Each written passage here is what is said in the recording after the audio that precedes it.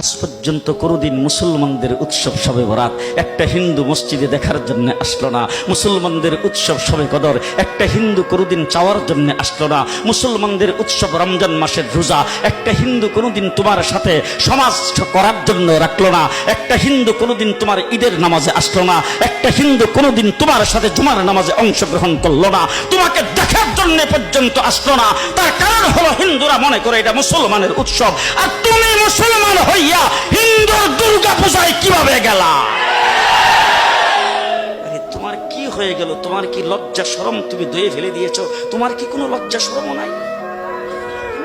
লজ্জা শরম নাই? আবার কি সুন্দর বলতেছ, ধর্ম যার যার উৎসব সবাই।